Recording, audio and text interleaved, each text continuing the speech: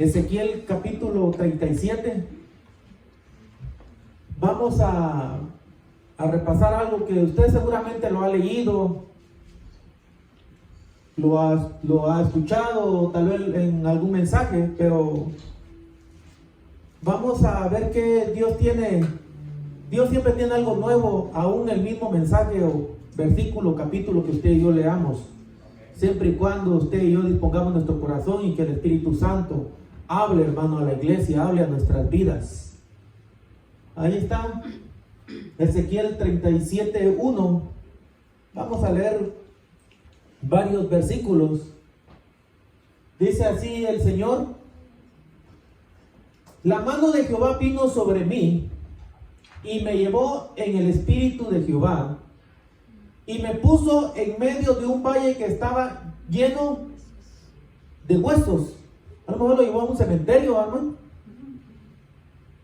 Literalmente el Señor lo llevó a un cementerio. ¿Qué hay en un cementerio? Tal vez aquí no, que ya son pura ceniza, ¿verdad?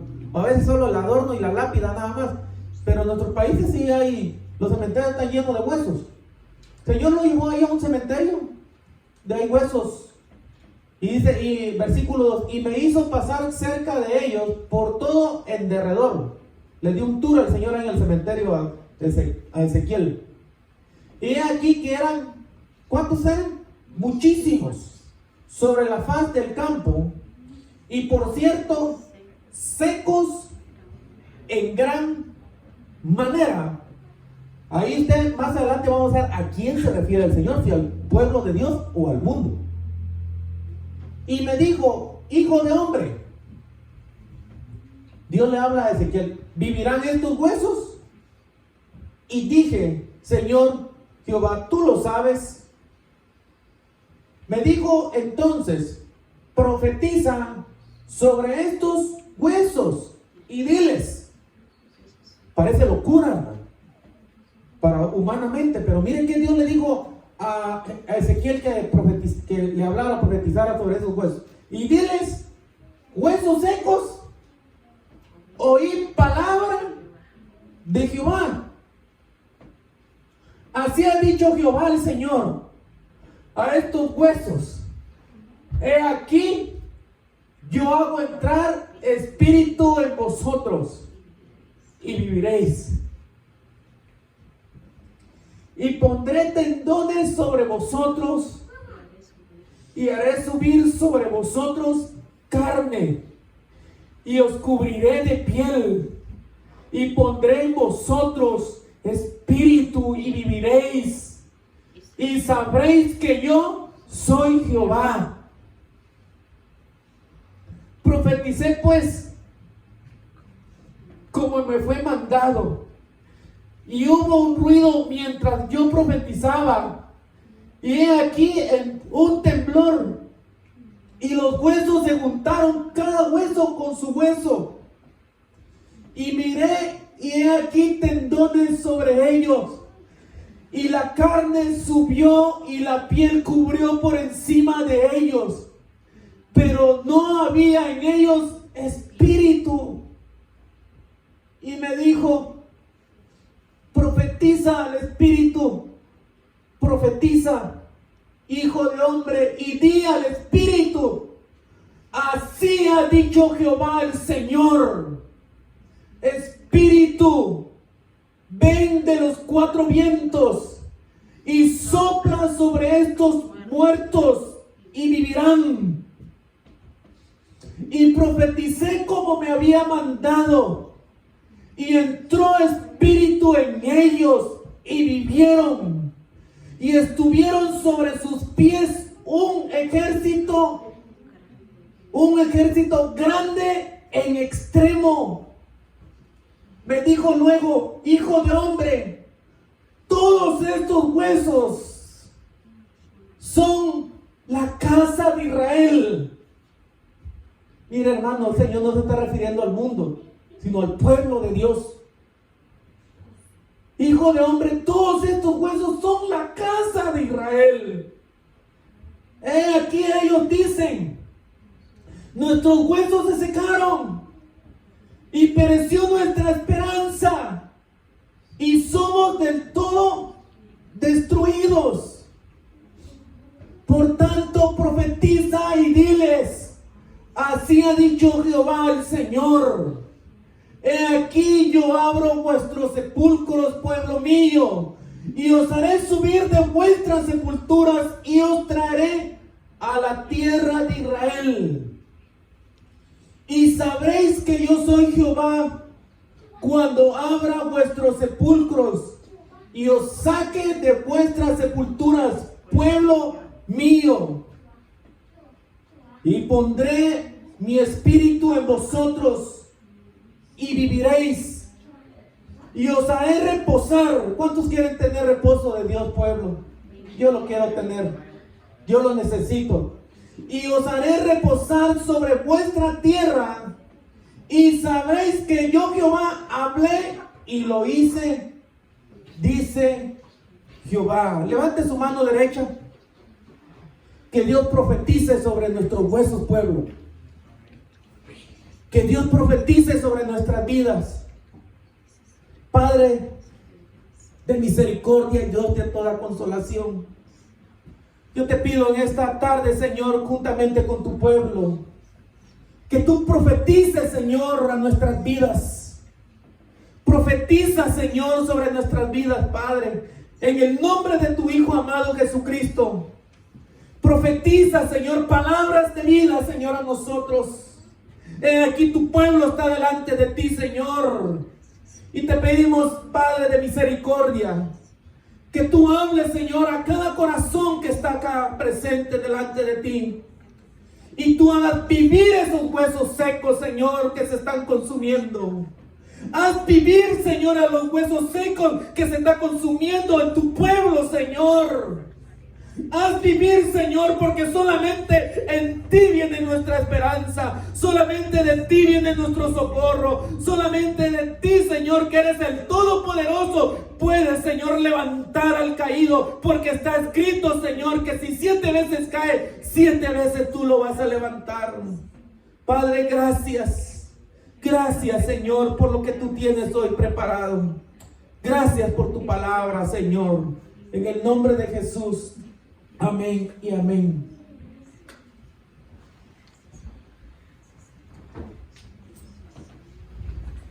Yo traía otra porción de la escritura y para serle sincero delante del Señor, no estaba seguro, hermano, porque no se trata nada más de llenar 30, 40, 50, 60 minutos de información al pueblo de Dios.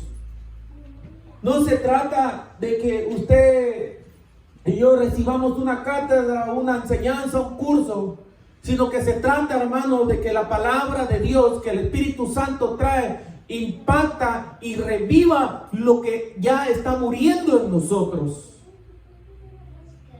El Señor le dice a una iglesia en Apocalipsis, y eso impactó más mi corazón, hermanos, y cada uno puede hacerse ese autoexamen delante del Señor.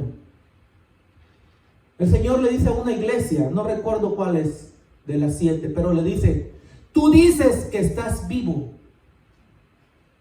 Así le dijo, hermano. Dios le hace esa pregunta a esta iglesia. Tú dices que estás vivo, pero estás muerto, le dijo. ¿A quién se lo dijo, pueblo? ¿Se lo dijo al mundo? ¿A la gente que está muerta en sus delitos y pecados? No, se lo dijo a la iglesia. Porque lamentablemente, usted sabe que antes, como hijo de Dios, como hija de Dios, usted y yo estuvimos muertos antes en nuestros delitos y pecados. Mas la dádiva de Dios, que es en Cristo Jesús, nos vino a dar vida y vida en abundancia al Señor. Porque antes, hermanos, usted tenía la vida biológica. ¿Cuál es? Nace, crece, se reproduce y muere. Esa era la vida que usted y yo teníamos antes. Pero gracias a la misericordia, lo que leía mi hermano cuando abrió el servicio en Romanos 8, que Él nos predestinó, que Él nos escogió, que Él nos llamó y nos justificó. ¿Cómo? Derramando su sangre preciosa en cada uno de nosotros, quitando de nuestra vida el pecado, porque el pecado lo que produce es muerte. Y pasamos de muerte a vida en Cristo Jesús. Y empezamos a caminar, pero en el transcurso del caminar del Señor, en el transcurso de andar con el Señor, no sé qué nos pasa a todos, hermanos, en general. No estamos aludiendo a algunos o a algunos específicamente. A todos nos pasa que en un momento menguamos en el Señor. Nuestros huesos se secan. Pero ¿por qué nuestros huesos se secan? ¿Por qué nuestra vida se va secando? ¿Por qué nuestra vida va menguando, hermanos? Simple y sencillamente que nosotros nos empezamos a apartar del Señor, porque el Señor se lo dijo a su pueblo: yo voy a hacer una fuente de río de agua viva en el desierto, yo voy a hacer un oasis con ustedes en el desierto. Sin embargo, hermanos, dejamos de beber esas aguas, hermanos, nos olvidamos de esa promesa de Dios y empezamos nosotros a menguar. Y el ejemplo más claro que nosotros tenemos con Adán y Eva. Usted sabe, Dios los hizo. Dios formó, hermanos, a Adán. ¿De dónde lo formó Dios? Lo formó del polvo de la tierra, del lodo. ¿Cuántos saben que usted y yo somos tierra, hermano? Tierra somos. Y a la tierra vamos a volver nosotros. Éramos, como se lo he dicho en algunas ocasiones, basura cósmica, no reciclable. Sin embargo, cuando Dios hizo ese muñeco, es un muñeco que hizo el Señor. Bueno, mire qué especialista el Señor para hacer los muñecos de lodo, hermano. ¿Cuántos hicieron muñecos de lodo en su país? Y peleábamos, ¿verdad? A mí cuando me hice eso me regañaron. Y después lo hice pero con guantes. Yo miraba a todos los chamacos ahí, yo me metía ahí, hermano. Con guantes ahí mi muñeco. Y todos hacíamos competencia a ver quién de su muñeco quedaba más formado ahí. Era su muñequito de lodo, ¿eh? Yo creo que eso lo aprendimos de los mayas, hermano, que los mayas tienen su muñeco de lodo por ahí, que por ahí los tiene la gente guardados. Y sin embargo Dios hizo un muñeco. Lo hizo de lodo, de la tierra, para que usted y yo no nos creamos mayor cosa, hermano. Pero, y vio ese muñeco el Señor. Pero ¿qué fue la clave para que ese muñeco o ese hombre natural, hombre de la tierra, hombre terrenal, eso así le llama 1 Corintios 15, para que este hombre tuviera vida de Dios, vida zoe o vida eterna? El Señor lo que hizo para que este hombre fuera un hombre viviente, sopló ¿qué? Aliento de vida. En otra versión dice espíritu de vida. Y fue un alma viviente, un ser viviente en Dios. ¿Para qué? Para que tuviera una vida limitada. Para que tuviera una vida, hermano, con cierto número de años. Con 100 años, con 1000 años, con 1.000.000 de años, qué sé yo. No, para que tuviera vida eterna. Para eso Dios formó a Adán. Para eso Dios sopló aliento de vida en Adán. E igualmente Dios hizo, solo que de otra elaboración, a Eva, que al final sopló aliento de vida a Eva también. Y eran seres vivientes, hijos, la Biblia dice, eran hijos de Dios. ¿Cuántos han leído la genealogía del Señor? Hijo de Abraham, hijo de Jacob, hijo de Isaac y hijo de Salomón. Empieza la genealogía, ¿verdad? Y al final y Adán, hijo de Dios. Y Adán, hermano, tenía una vida en abundancia. A tal grado que Adán no se preocupaba, hermano, por ir a cargar agua, qué sé yo, como unos 2-3 kilómetros a pie con una cubeta. Sino que dice que en medio del huerto del paraíso, ¿qué recorría? Un río que se hizo en 4 brazos, 4 partes, 4 ríos, que irrigaba ese todo el paraíso, todo el huerto, hermano. Tenía las aguas. ¿Qué significan las aguas? Las aguas significan, ya lo hemos explicado un montón de veces, el Espíritu Santo. Y Adán estaba ahí con Eva. Dios mire qué relación, hermanos, cuando el Señor descendía todos los días, todas las mañanas de la tarde con Adán. Adán se alegraba, se gozaba, hermano, cuando descendía, platicaba Adán con Dios y Dios con Adán. Sin embargo, ¿qué sucedió? Yo siempre me he hecho la pregunta, algún día a lo mejor el Señor me lo responda antes de irme allá con Él. ¿Cuántos años, cientos, miles, o no sé, millones tal vez, vivió Adán antes de que cayera? No lo dice la Escritura. Pero sí, un día, si el Señor en su grande misericordia nos quiere revelar, ¿cuántos días? Porque hasta hoy yo no he escuchado que a alguien Dios le haya revelado eso. Yo no lo he escuchado. Pero ¿cuánto tiempo, hermanos? Era para que el hombre viviera la eternidad, disfrutara la vida de Dios, disfrutara la abundancia donde Dios lo había puesto. Sin embargo, Dios le dijo: de todo árbol frutal puedes comer, pero menos de uno, el que está allá en medio del huerto.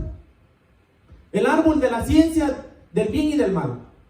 Porque el día que comieres, ¿qué le dijo Dios?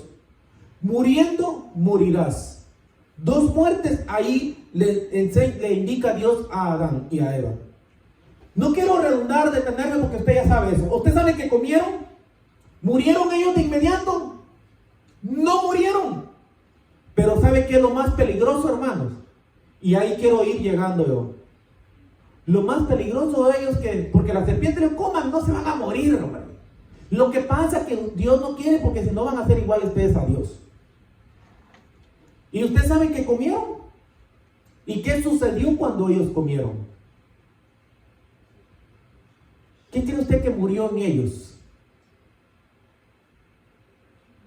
Usted sabe que a causa de la desobediencia entró el pecado, y del pecado la muerte.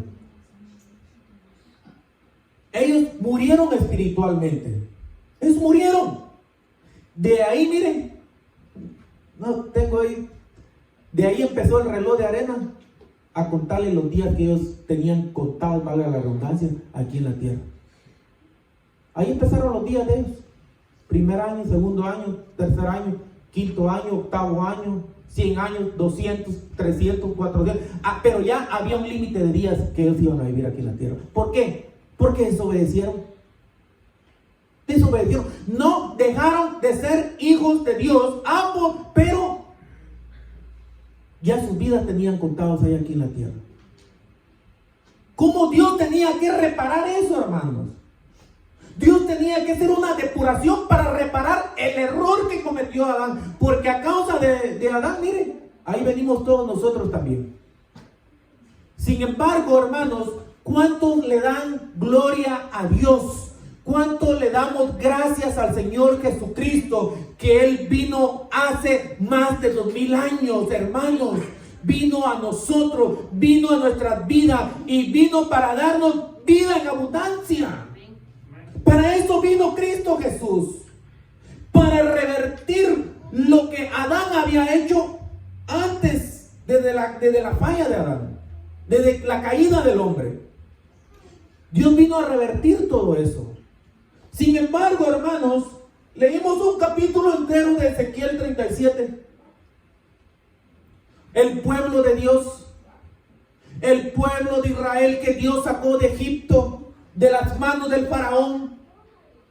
Y cómo es posible que ese pueblo que Dios sacó con brazos de poder por medio de Moisés, ellos llegan a la conclusión que sus huesos se habían secado, que la vida para ellos ya no tenía sentido.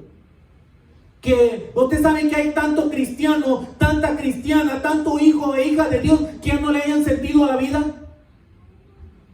¿Cuántos saben que hay mucho pueblo de Dios que ya no le haya sabor a la vida? En un momento todos pasamos ahí, hermano. No va a creer que solo usted. No, yo ya pasé por ahí. Ya pasamos todos por ahí.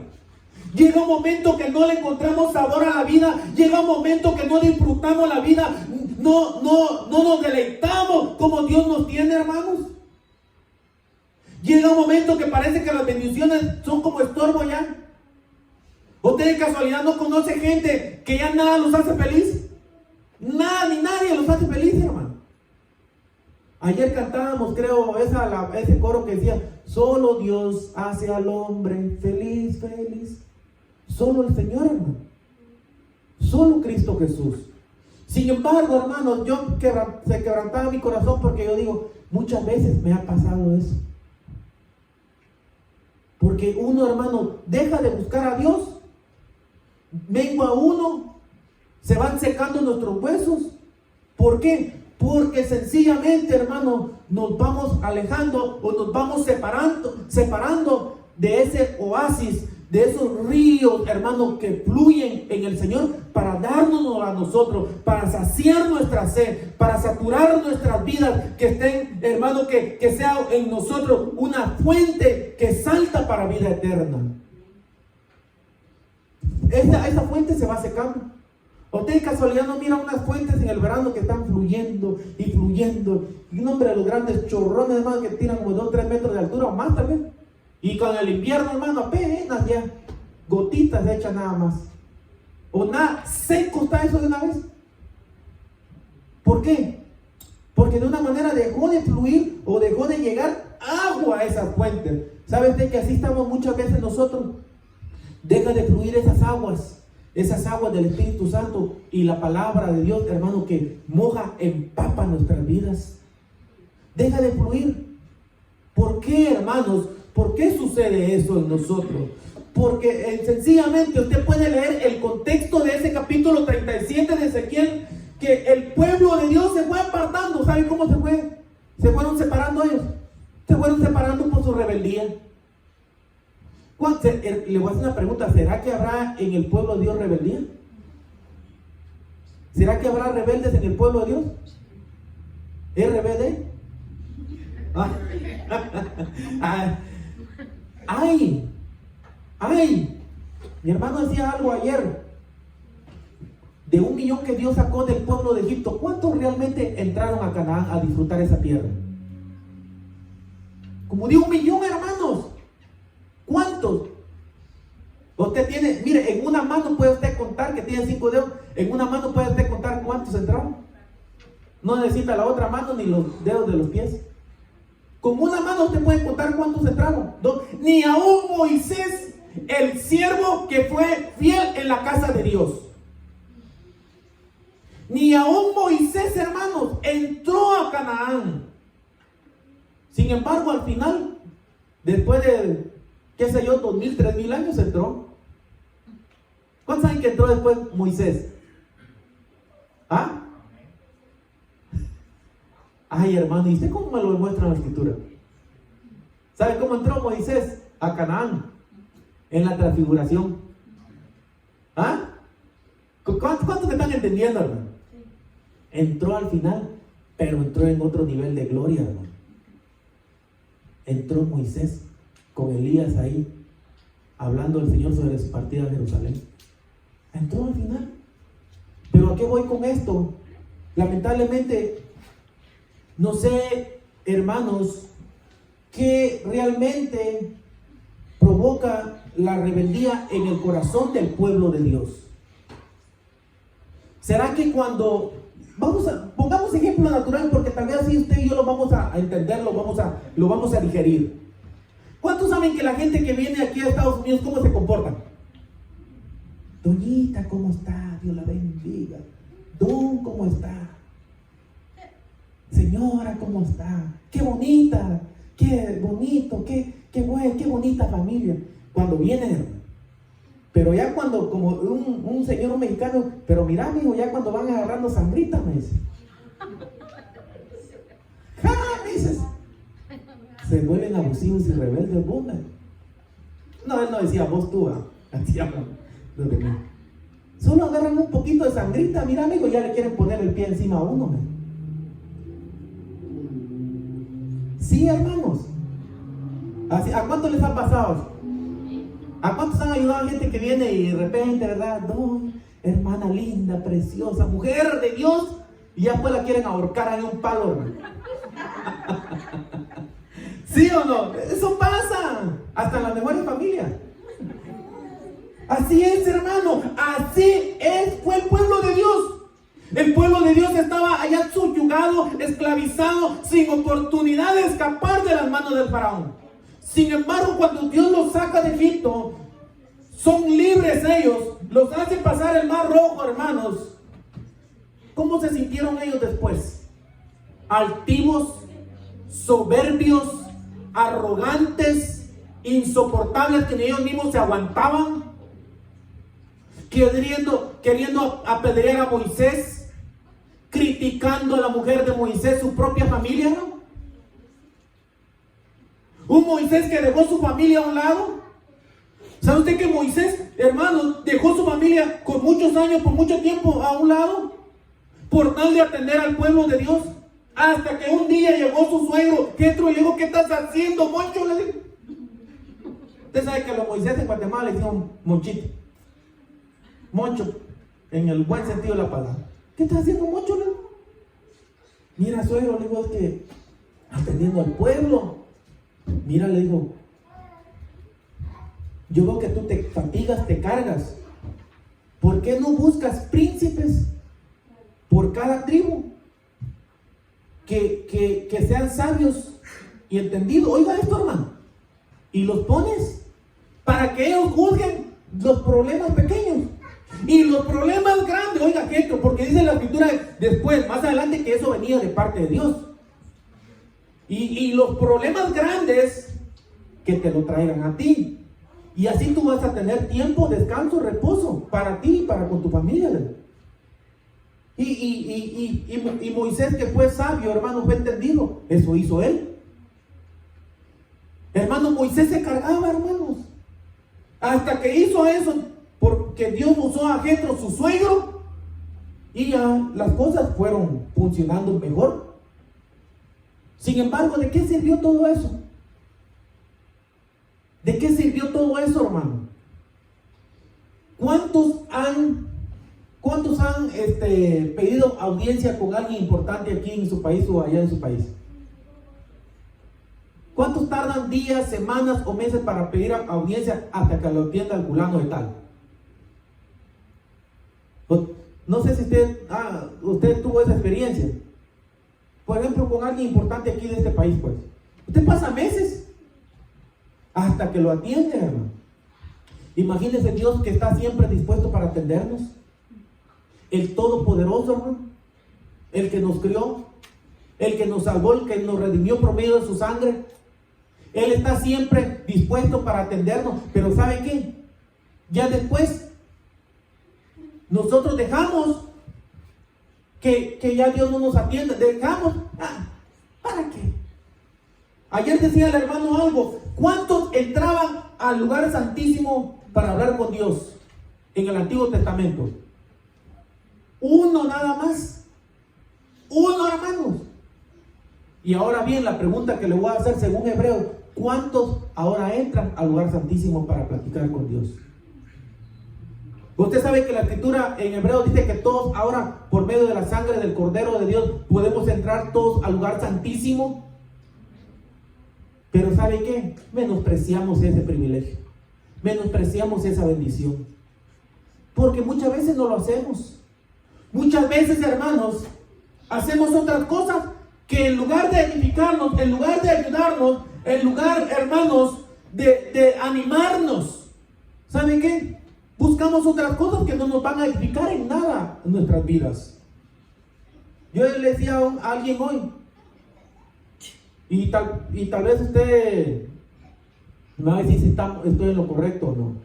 ¿Cuántos saben que cuando usted se junta con gente que lo anima, gente emprendedora, gente que tiene una mente positiva, gente que nada los detiene para buscar a Dios, gente que hermano, pase lo que pase, ahí están perseverando, alabando, glorificando a Dios, sirviéndole a Dios con alegría de corazón?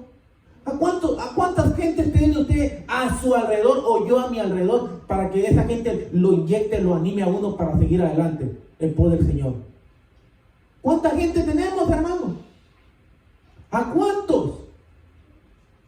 Usted sabe que necesitamos, hace como 2-3 semanas hablamos de la unidad. Hay mucho de qué hablar ahí de la unidad, hermano. La misma palabra nos enseña en Filipenses 2 que dice que tenemos que estar en el mismo sentir. En el mismo sentir de qué, hermano. El mismo sentir que estuvo Cristo Jesús cuando fue a la cruz del Calvario. Ese mismo sentir nosotros tenemos que tener. Sin embargo, muchas cosas nos detienen a nosotros. Muchas cosas, hermanos. Usted sabe que mucho pueblo se ha detenido. Muchísimo pueblo se ha estancado. ¿Por qué? Porque sencillamente usted sabe qué es lo que vino hace un año. Vino esa famosa pandemia. Y solo eso necesitaba el pueblo para pagarse más de lo que ya estaba pagado. Pero gracias a la misericordia de Dios, ¿cuántos quieren que Dios encienda ese candil, hermano, esa mecha en nosotros y ardamos en Dios? Eso es lo que Dios quiere, hermano. Pero ¿cómo lo vamos a hacer? ¿Cómo vamos a lograr eso nosotros, hermanos? Primero, usted leyó conmigo que Dios le dijo a este pueblo que sus huesos, ¿cómo estaban? Secos. Y lo más sorprendente, lo voy a repetir otra vez, que el Señor no le dijo a Ezequías, profetiza sobre el mundo, profetiza sobre toda la gente que no me conoce. No, le digo, profetiza sobre toda la gente que me conoce. Profetiza la palabra que yo te voy a decir sobre esos huesos secos. Porque esa gente ya estaba, mira, hermano, esa gente ya no tenía nada, hermano. Esa gente estaba vacía, esa gente estaba desanimada, esa gente estaba triste, esa gente ya no le encontraba vida, sentido a su vida, hermano. Ya no, hermano. ¿Sabe usted que Dios quiere que hagamos la diferencia entre el mundo y los hijos de Dios? ¿Sabe usted que tenemos que marcar esa diferencia? Marcar ese precedente, hermano, en ser diferentes como a los del mundo. Sin embargo, hay gente del mundo. ¿Sabe usted que la gente del mundo lo anda observando a uno? ¿Cómo se comporta en el trabajo? Como una persona en mi trabajo le dice, mira, te invito a la iglesia. No, digo, si a la que yo tengo a la par, digo, ¿cómo se porta, amigo? Y así se portan ahí con tu iglesia, amigo. Hermano, por poco me quedaba callado, por poco me convencían. Por poco me convencían. Entonces yo le dije, en la viña del Señor hay de todo. Y en la viña del Señor le dije, el que quiere le va bien, y el que no quiere nada con él, pues va a estar igual o peor, le dije. Pero entonces apliqué lo que le dijo Felipe a Natanael, ven y ve. ¿Me entiende, hermano? Porque uno no debe uno ponerse a discutir con la gente, hermano. Sino que nosotros, hermanos, tenemos que guardar nuestro testimonio. Y usted sabe, siempre lo he dicho un montón de veces, pero al mismo tiempo, hermano, parece que hacemos lo contrario. Que la Escritura dice en Filipenses 4, está siempre como triste, cabizbajos. Hermano, ¿cómo le puede ir a la iglesia? Ahí más o menos, hermano, llevaron. ¿Usted sabe que hay mucha gente así? Hermano, ¿y qué tal que hubo en la iglesia? ¿Qué hay cuando ustedes se reúnen? No, hermano, nos dieron una paliza, hermano, que salí todo ayudado. No, hermano, igual salimos, tal vez peor. ¿Sabe qué, mis amados hermanos? Depende de qué actitud, qué corazón tengamos nosotros delante de Dios, así su alma va a prosperar. ¿Usted ha visto que en una iglesia cuando todos salen de un culto, unos salen contentos, otros salen gozosos, alegres, y otros, el pastor habló mal de mí hoy? Yo no sé dónde averiguó mi vida personal, pero algo supo él y me tiró las grandes pedradas de allá del púlpito. ¿Ves, hermano, que yo lo pude vivir con el ministro donde yo crecimos con mi familia durante 10 años? Así es. Pero ¿saben qué, hermanos? No. ¿Cuántos saben que la palabra de Dios, para qué sirve? ¿Para qué es útil? Según 2 Timoteo 3:16. ¿Sí lo pueden poner ahí? ¿Para qué es útil la palabra de Dios? ¿Para qué? ¿Cuál es la función del mensaje de Dios? La predicación de Dios, la enseñanza de Dios, siempre y cuando el mensaje tiene que ser dirigido, administrado, guiado por medio del Espíritu Santo. Toda la Escritura es inspirada por Dios. ¿Y útil? ¿Para qué es útil la palabra? Para enseñar. Todos decimos amén, ¿verdad? ¿Cuántos dicen amén? Para enseñar. Pero ya la otra parte ya no nos gusta, hermano. ¿Para qué? Para redarguir. ¿A cuántos quieren que se les corrija? Ah, no, hermano. ¿Y usted quién es usted para que me corrija? O sea que hay gente así porque, mire, ¿para qué? Para corregir. ¿Cuántos quieren ser corregidos por Dios, hermano? Yo quiero ser el primero para ser corregido por Dios. ¿Para qué? Para poder yo corregir a otros. ¿Cuántos saben que así nos enseña? Es una cadena eso, hermano. Para corregir, para instruir en justicia. ¿A fin de qué? A fin de que el hombre de Dios sea perfecto, enteramente preparado para toda buena obra. ¿Para qué Dios nos dejó su palabra entonces? Para perfeccionarnos. Para perfeccionar a cada uno de nosotros.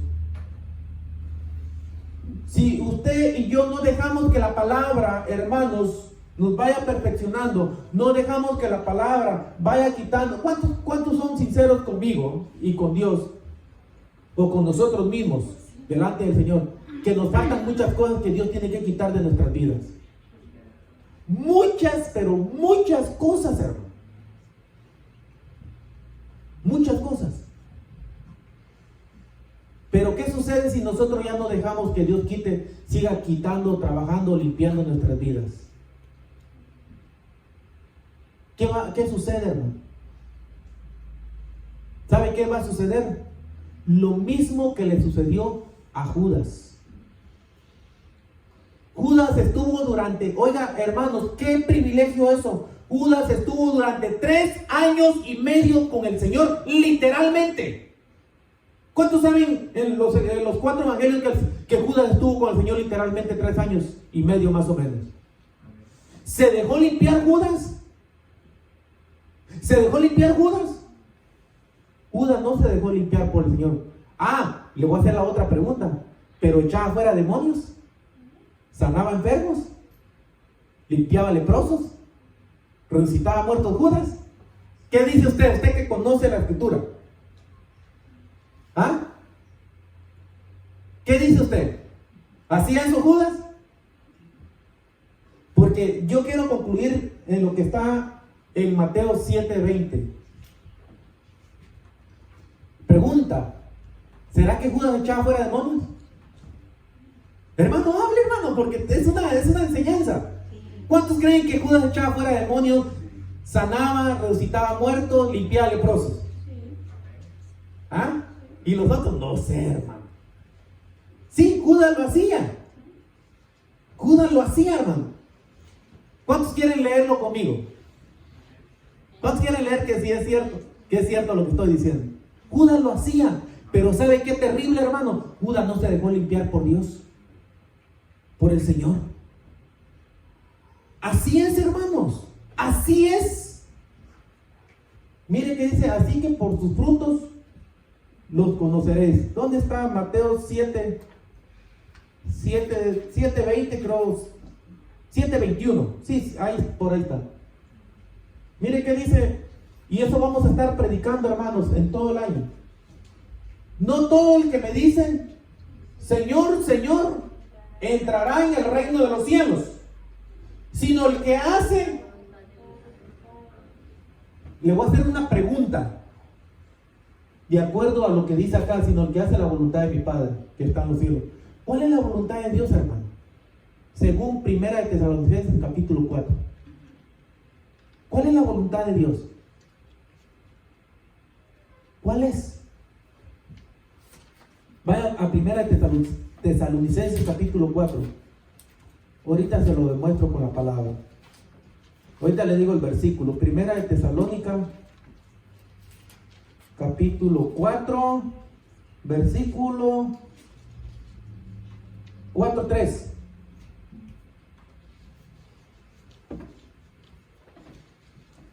¿Cuál es la voluntad de Dios? Pues la voluntad de Dios, ¿qué es? ¿Qué es vuestra santificación, hermano? Sencillo, es dejarnos limpiar. ¿De qué? De toda la inmundicia que el mundo derramó en nuestra mente y en nuestro corazón, dice Efesios. De todo lo malo. Porque usted y yo nos tomó Dios, hermanos, de la suciedad, de la mugre, hermano, de este mundo. De ahí nos sacó a cada uno de nosotros. ¿Cuántos han visto a un bebé cuando nace? Las mujeres que saben muy bien eso. ¿Cómo sale el bebé? Yo lo vi, man. Dije, no, lávenla primero. ¿Cómo sale? Sucia, con sangre, ese líquido, no me acuerdo cómo se llama. ¿Y qué hacen las enfermeras? Los limpian, exactamente. Y ya bien limpito, hasta con su talco, hermano Johnson, ya lo llevan. Bien, hasta su gorrito ahí, hermano. Ya se los llevan a la mamá, ¿verdad? Ya huelen ya. Pero cuando salen, ¿cómo salen? Con un olorcito todo manchadito. ¿Saben qué así? El Señor es lo mismo, hermanos. Es lo mismo exactamente. Usted sabe, parece que, ay, hermano, usted lo que está hablando. ¿Usted sabe que eso se le refirió el Señor a Nicodemo? Eso se lo habló el Señor a Nicodemo. Sin embargo, la voluntad de Dios, ¿qué es? Nuestra santificación, nuestra limpieza, pues vaya, para que usted y yo lo entendamos, hermanos. El pueblo de Israel, yo termino. El pueblo de Israel, sus huesos se secaron. Ese pueblo ya no tenía esperanza de nada. Dios los abandonó, dicen ellos todavía. Dios nos dejó. En otros capítulos, Dios se olvidó. Oiga cómo dice el pueblo, hermano de Israel. Un pueblo rebelde. Un pueblo obstinado de corazón, de dura cerviz. Jehová se ha olvidado de nosotros. Así dice el pueblo, hermanos. ¿Será que casualidad alguno de nosotros ha dicho, Señor, tú te has olvidado de mí? ¿Alguno ha dicho eso? Dios no se olvida de nosotros, hermano. Jamás y nunca Dios se va a olvidar de nosotros. Nosotros somos los que nos olvidamos de Él, dándole las espaldas. Ahí está. La voluntad de Dios es vuestra santificación. Es que usted y yo nos dejemos limpiar por el Señor. Solo quiero leerle algo en Jeremías. Vaya conmigo a Jeremías.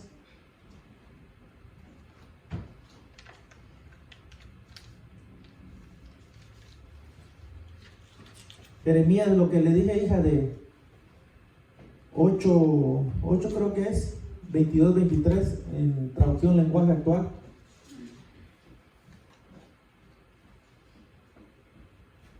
Mire qué dice acá, en esa traducción.